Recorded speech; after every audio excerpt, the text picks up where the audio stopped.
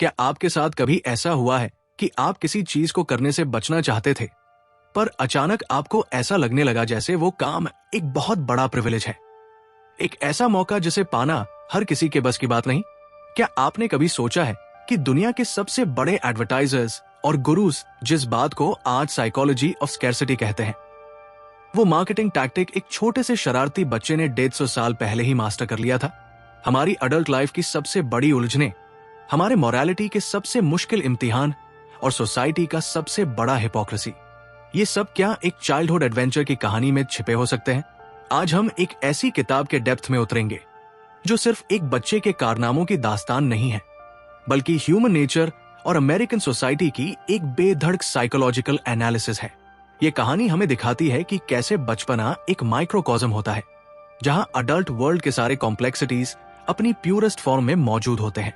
ये नैरेटिव हमें याद दिलाएगा कि कैसे हम एक नाइव से रोमांटिक बच्चे से प्रैग्मेटिक मगर करप्टेड अडल्ट में बदल जाते हैं। तैयार हो जाइए इस विचारक प्रेरक सफर के लिए। हम आपको बुकवे चैनल पर एक बार फिर से वेलकम करते हैं। आज की डिस्कशन खास है क्योंकि हम सिर्फ एक किताब नहीं, बल्कि अमेरिकन लिटरेचर के एक कॉर्नरस्टोन की एनालिसिस करने जा रहे हैं। आज हम जिस लिटरेरी मास्टरपीस की अनफोल्डिंग करने जा रहे हैं, उसका नाम है the adventures of Tom Sawyer. ये फिक्शन नॉवल ईयर 1876 में पब्लिश हुई थी और इसे लिटरेचर का दर्जा दिलाने वाले विजनरी ऑथर हैं मार्क ट्वेन, जिनका असली नाम सैमुअल लैंगहॉर्न क्लेमेंस था। वो एक ऐसे विटनेस थे जिन्होंने 19th सेंचुरी अमेरिका के बदलावों को बहुत करीब से देखा था। उनका जीवन मिसूरी के हनीबल शहर में मिसिसिपी रिवर के किनारे बीता और यही शहर उनके फिक्शनल सेंट पीटर्सबर्ग का ब्लूप्रिंट बना। ट्वेन का कोर फिलोसॉफिकल लीनिंग्स हमेशा सोसाइटी के हिपोक्रेसी पर एक तीखा सैटायर रहा है। वो रोमांटिसिज्म की झूठी सेंटिमेंट्स को तोड़ना चाहते थे और रियलिज्म की सच्चाई को सामने लाना चाहते थे। उन्होंने रिलीजन, मोरालिटी और सोशल क्लास के प्रिटेंशंस को हमेशा रिडिक्यूल किया। उनका थीसिस एकदम साफ था, अडल्ट्स अपनी प्रिटेंशंस और कन्वेंशंस में इतने उलझे हुए हैं कि वो उस फंडामेंटल ह्यूमन ट्रूथ को भूल चुके हैं जो बच्चों के अनफिल्टर्ड माइंड में आज भी जिंदा है। ये किताब एक बिल्डन्सरोमन है, यानी एक ऐसी कहानी जो हमें प्रोटैगनिस्ट के मॉरल और साइकोलॉजिकल ग्रोथ की जर्नी पर ले जाती है। ये हमें दिखाती है कि कैसे इनोसेंस का एक वर्ल्ड धीरे धीरे एक्सपीरियंस की कड़वी सच्चाइयों से टकराता है और टॉम सॉयर उस थ्रेशहोल्ड पर खड़ा है। वो न तो पूरी तरह चाइल्ड है और न ही पूरी तरह मैन। ये नैरेटिव उस समय लिखा गया था जब अमेरिका अपने सिविल वॉर के बाद एक बड़े इंडस्ट्रियल और मोरल शिफ्ट से गुजर रहा था। ऐसे में ट्वेन का अपनी बॉयहुड की यादों को एक आइडियलिक रूप में सामने रखना कहीं न कहीं गिल्डेड एज की मटेरियलिज्म और करप्शन से दूर भागने की एक लिटरेरी एस्केप भी थी। ये नॉवल हमें उस बच्चे के नजरिए से दुनिया दिखाती है जो एडवेंचर को अपनी लाइफ की अल्टीमेट गोल मानता है और जिसके लिए फ्रीडम ही सबसे बड़ी दौलत है। इस कहानी का ओपनिंग एक्ट ही मार्क ट्वेन के ब्रिलियंस का सबसे बड़ा प्रूफ है, जिसे दुनिया व्हाइट वॉशिंग दी फेंस के नाम से जानती है। टॉम सॉयर को उसकी आंट पॉली एक बोरिंग टास्क देती है, घर की लंबी फेंस पर व्हाइट वॉशिंग का काम। किसी भी बच्चे के लिए ये एक सजा है, स्लेवरी है। टॉम पहले इससे बचने की हर मुमकिन कोशिश करता है क्योंकि उसे पता है कि इस सनी सैटरडे को उसके सारे दोस्त बाहर एडवेंचर कर रहे होंगे। यहीं पर जब टॉम को लगता है कि वो इस काम से एस्केप नहीं कर सकता, तो वो एक मास्टर स्ट्रोक खेलता है। वो ह्यूमन साइकोलॉजी के एक फंडामेंटल लॉ को इंट्यूटिवली पहचान लेता है, जिसे बाद में हम द इकोनॉमी ऑफ स्कैर्सिटी या रिवर्स साइकोलॉजी कहने लगे। जब उसका दोस्त बेन रॉजर्स उसे देखकर मजाक उड़ाने आता है, तो टॉम एकदम अनबोदर्ड होने का एक्ट करता है। वो बेन को ऐसे दिखाता है जैसे ये फेंस को व्हाइट वॉश करना कोई काम नहीं, बल्कि एक आर्ट है, एक ऐसा प्रिविलेज जो मिलियन में से किसी एक को मिलता है और जिसमें जरा सी भी मिस्टेक करने पर सब कुछ बिगड़ सकता है। वो जरा सा भी एक्सेस देने से रिफ्यूज करता है। बेन की क्यूरियोसिटी डिजायर में बदल जाती है। टॉम धीरे धीरे उस काम को करने की परमिशन के बदले अपने दोस्तों से उनके ट्रेजर्स जैसे मार्बल, काइट, डेड रैट और बाकी चीजें भी ले लेता है। शाम होते होते टॉम न सिर्फ अपनी फेंस को 3 बार व्हाइट वॉश करवा चुका होता है, बल्कि वह रिच भी हो चुका होता है और उसने एक फंडामेंटल ट्रूथ को भी एस्टैब्लिश कर दिया है। इस कॉन्सेप्ट की कंपैरेटिव एनालिसिस आज के मॉडर्न वर्ल्ड में बहुत रेलेवेंट है। क्या ये सीन हमें डिजिटल मार्केटिंग की याद नहीं दिलाता? आज हर मार्केटिंग कैंपेन इसी प्रिंसिपल पर काम करता है। जब कोई ब्रांड कहता है कि ये प्रोडक्ट सिर्फ लिमिटेड एडिशन है या ये ऑफर केवल पहले 100 कस्टमर्स के लिए है, तो वो फेंस व्हाइट वॉशिंग वाली साइकोलॉजी का ही इस्तेमाल कर रहा होता है। स्कैर्सिटी को वैल्यू बनाना और एक्सेसिबिलिटी को डिवैल्यू करना, ये कॉर्पोरेट वर्ल्ड का मंत्र है जिसे टॉम सॉ ने प्लेग्राउंड में ही सीख लिया था। इसके अलावा इस चैप्टर में ट्वेन अडल्ट सोसाइटी पर भी सैटायर करते हैं। टॉम ने जो प्रिंसिपल डिस्कवर किया कि काम वो है जिसे करना कंपलसरी हो और प्ले वो है जिसे करना कंपलसरी न हो, ये प्रिंसिपल कैपिटलिज्म की फाउंडेशन पर सवाल उठाता है। क्यों हम सैलरी के लिए एक मोनोटोनस जॉब को सजा मानते हैं, लेकिन उसी एक्टिविटी को अगर हम हॉबी के रूप में करें तो वो हमें सेटिस्फैक्शन देता है। ट्वेन दिखाते हैं कि अडल्ट्स सोशल कन्वेंशंस और प्रीडिफाइंड नोशंस के गुलाम बन चुके हैं। वे फेंस व्हाइट वॉशिंग को एक काम मानते हैं, इसलिए वो उनके लिए काम बन जाता है। टॉम उस कन्वेंशन को तोड़कर उसे एक सोशल परफॉर्मेंस में बदल देता है। आज भी हम देखते हैं कि कैसे सोशल मीडिया पर लोग अपनी ऑर्डिनरी लाइव्स को फिल्टर और क्यूरेट करके एक एक्सेप्शनल परफॉर्मेंस बना देते हैं। टॉम सॉयर असल में फर्स्ट सोशल इन्फ्लुएंसर था जिसने परसेप्शन को रियलिटी से ज्यादा पावरफुल साबित किया।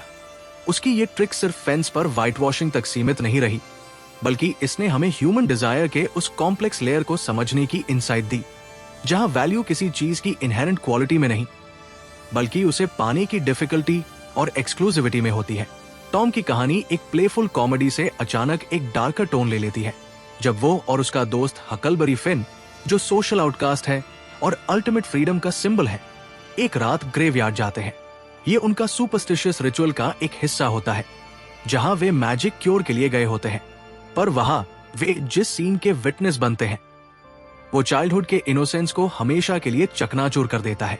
वे देखते हैं कि इंजन जो नाम का एक विशस कैरेक्टर, जो आउटसाइडर है और सोसाइटी जिसे पहले ही मैलाइन कर चुकी है, डॉक्टर रॉबिन्सन का मर्डर कर देता है और सारा इल्जाम एक भले और कमजोर ड्रंकर्ड मफ पॉटर पर डाल देता है।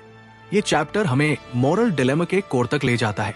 टॉम और हक एक ब्लड ओथ लेते हैं कि वे इस सीक्रेट को कभी किसी को नहीं बताएंगे, क्योंकि उन्हें इंजन जो से अपनी जान का डर होता है।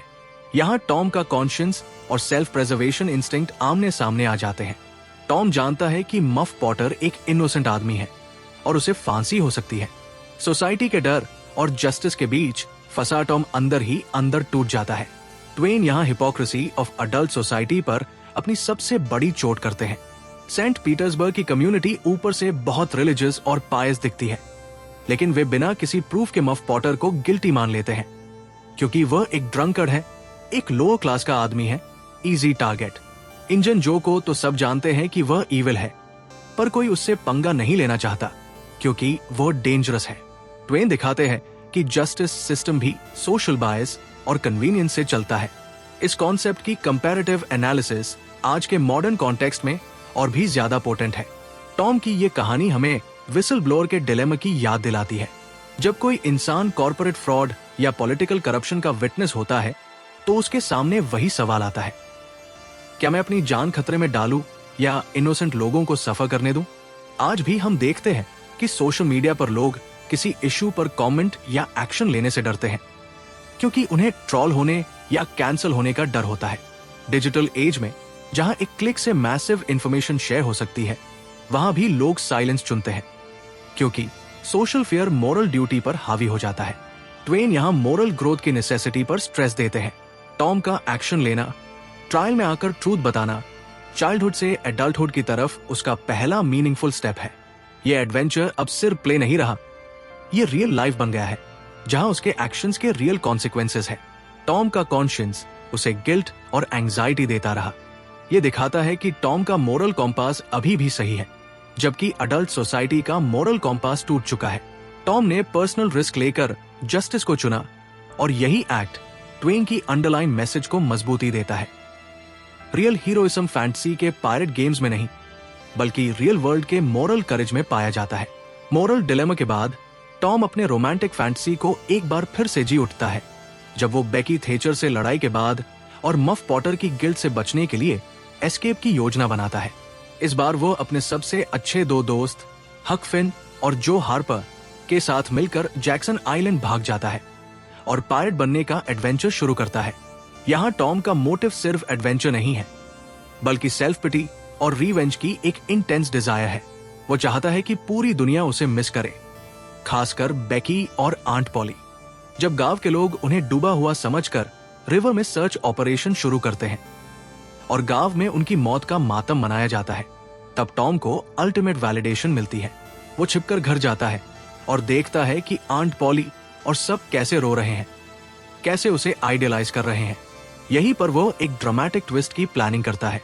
वो आइलैंड लौटकर अपने दोस्तों को बताता है कि वे अपने फ्यूनरल सर्विस में ग्रैंड एंट्री करेंगे। ट्वेन यहाँ ह्यूमन साइकोलॉजी के एक यूनिवर्सल ट्रूथ को एक्सपोज करते हैं। हम सब चाहते हैं कि हमारे जाने के बाद लोगों को हमारी वैल्यू पता चले। हम सब अपनी सेल्फ इंपॉर्टेंस को वैलिडेट होते देखना चाहते हैं। टॉम की ये एक्शन असल में ईगो की सबसे बड़ी फैंटेसी है, अपने मॉर्नर्स को देखना। ट्वेन इस सीन को एक साथ हिलेरियस और टचिंग बनाते हैं। ये सीन अडल्ट सोसाइटी की सेंटिमेंटालिटी और एग्जैजरेटेड इमोशंस पर भी सटायर है। जब बच्चे सच में अलाइव थे, तब आंट पॉली उन्हें डांटती थी और सोसाइटी उन्हें न्यूसेंस मानती थी। लेकिन जब वे डेड माने गए, तो वे अचानक एंजल्स और आइडियल बॉयज बन गए। कंपैरेटिव एनालिसिस में ये कॉन्सेप्ट हमें आज के अटेंशन इकोनॉमी की याद दिलाता है। सोशल मीडिया पर लोग सिंपैथी, वैलिडेशन और अटेंशन पाने के लिए अपनी लाइव्स को ड्रामाटाइज करते हैं। यहां तक कि छोटी छोटी बातों को भी क्राइसिस या ट्रेजेडी की तरह प्रेजेंट करते हैं। टॉम सॉयर का स्टेज्ड फ्यूनरल आज के सोशल मीडिया आउटरीच कल्चर और वर्चू सिग्नलिंग का एक आर्किटाइप है। हम अपनी इमोशनल स्टेट्स को पब्लिक परफॉर्मेंस बना देते हैं ताकि हमें दूसरों से वैलिडेशन मिल सके और हम जान सके कि हम कितने इंपॉर्टेंट हैं। ये नीड कि लोग हमें मिस करें फंडामेंटली हमारे अंदर की उस इनसिक्योरिटी से आती है कि हमारी प्रेजेंस से दुनिया को कोई फर्क पड़ रहा है या नहीं। ट्वेन ये भी दिखाते हैं कि चाइल्डहुड फैंटेसी कितनी पावरफुल होती है।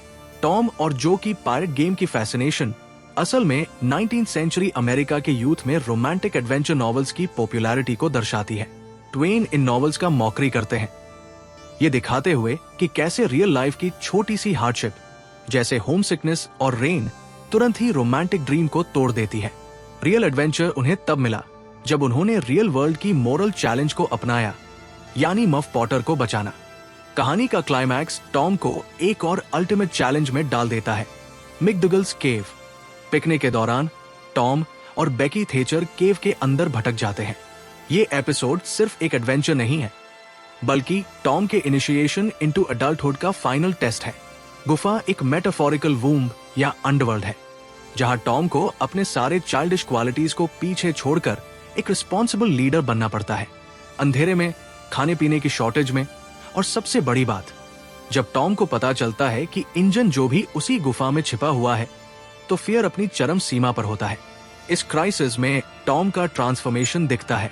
वो फियर से पैरालाइज नहीं होता, बल्कि बेकी को कंफर्ट देता है और करेज दिखाता है। वो अपनी इमेजिनेशन का इस्तेमाल गेम के लिए नहीं, बल्कि सर्वाइवल के लिए करता है। वो स्ट्रिंग और काइट जैसे चाइल्डहुड टॉयज की बजाय रैशनैलिटी और परसेवरेंस का इस्तेमाल करता है। आखिरकार वो केव से बाहर निकलने का रास्ता ढूंढ लेता है और इस प्रक्रिया में वो अनजाने में इंजन जो के ट्रेजर को भी डिस्कवर कर लेता है। ये ट्रेजर का मिलना टॉम को फाइनेंशियल इंडिपेंडेंस देता है, जो एडल्टहुड का एक और सिंबल है। इस कॉन्सेप्ट की कंपैरेटिव एनालिसिस हमें सिखाती है कि रियल ग्रोथ कंफर्ट जोन से बाहर ही होता है। हर इंसान की लाइफ में एक मेटाफोरिकल केव आती है, कोई बड़ी फाइनेंशियल क्राइसिस, कोई हेल्थ इशू या कोई गहरा इमोशनल ट्रॉमा। जब हम उस केव के अंदर होते हैं, जहां हमें लगता है कि कोई होप नहीं है, तभी हमारी ट्रू कैरेक्टर सामने आती है। टॉम की तरह हमें वहां पैनिक होने की बजाय सिस्टमैटिक थिंकिंग करनी होती है, छोटी छोटी रिसोर्सेज का इस्तेमाल करना होता है और सबसे जरूरी अपने साथ वाले को सपोर्ट देना होता है।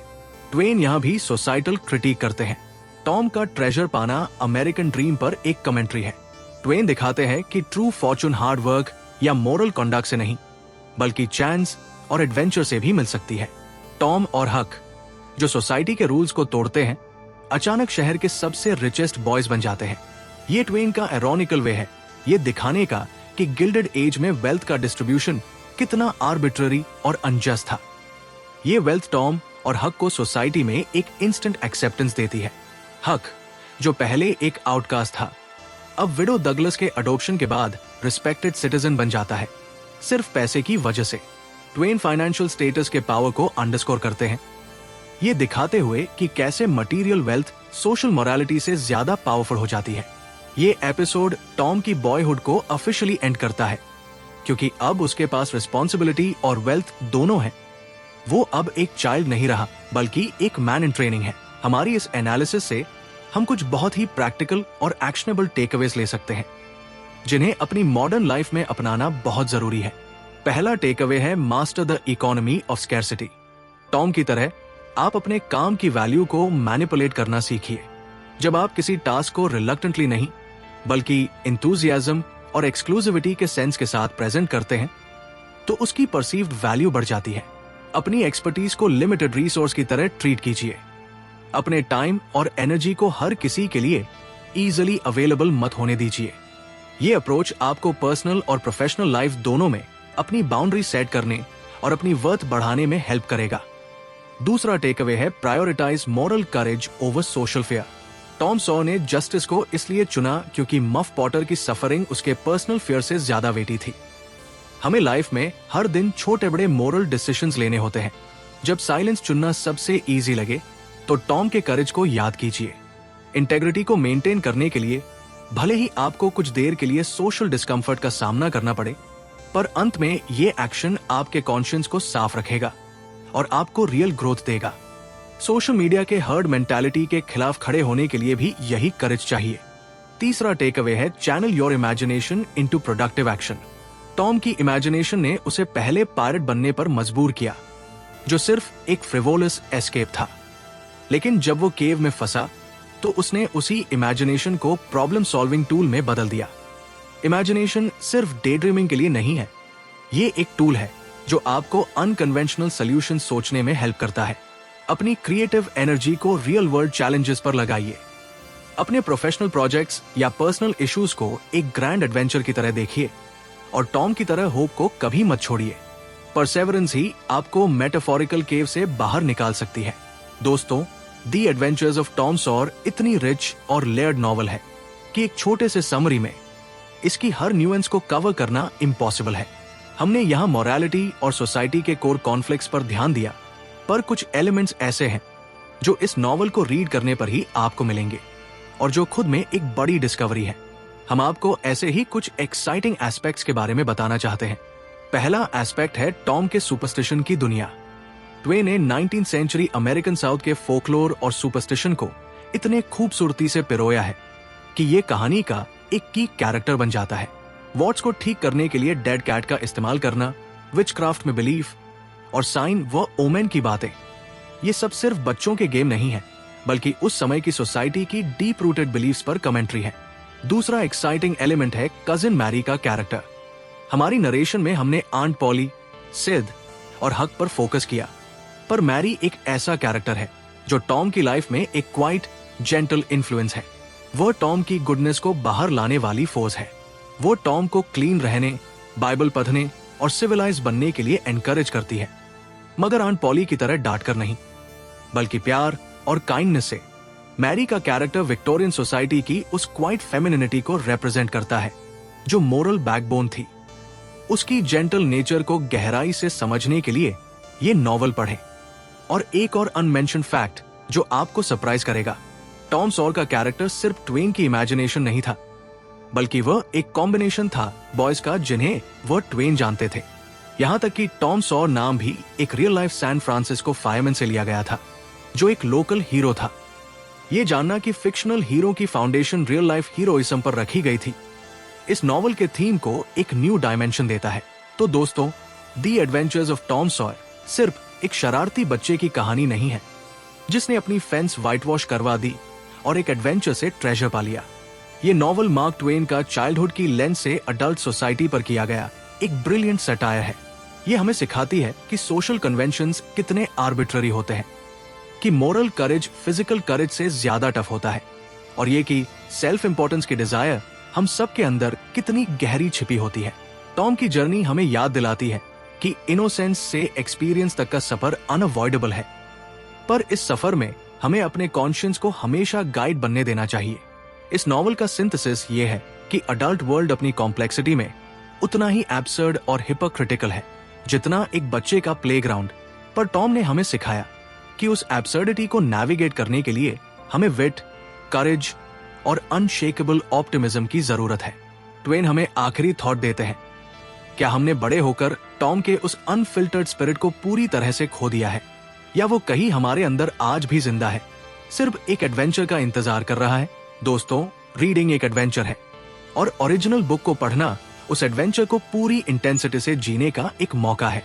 हमने आज जो एनालिसिस आपके सामने रखी वो बुक वे चैनल की इंडिपेंडेंट इंटरप्रिटेशन है, पर मार्क ट्वेन के एक्चुअल प्रोज की विट और चार्म को महसूस करने के लिए आपको इस ओरिजिनल मास्टरपीस को खुद पढ़ना चाहिए। इस किताब का लिंक आपको डिस्क्रिप्शन में मिल जाएगा। इस वैल्यू को अंडर एस्टिमेट मत कीजिए, क्योंकि कंप्लीट मास्टरी सिर्फ ओरिजिनल वर्क को ओन करने से ही आती है। अगर आपको ये एनालिसिस डीप और थॉट प्रोवोकिंग लगी हो तो इस वीडियो को लाइक करें, अपने दोस्तों के साथ शेयर करें जो ग्रेट स्टोरीज की वैल्यू समझते हैं, और हाँ, बुक वे चैनल को सब्सक्राइब करना न भूलें ताकि हमारी इंटेलेक्चुअल जर्नी जारी रह सके। और कमेंट करके हमें जरूर बताएं कि इस पूरी कहानी में आपको सबसे ज्यादा इंटरेस्टिंग क्या लगा। क्या वो फेंस व्हाइट वॉश करवाना था, ग्रेवयार्ड टेस्टिमनी या केव एस्केप? आपकी फीडबैक हमें और बेहतर कंटेंट बनाने के लिए मोटिवेट करती है।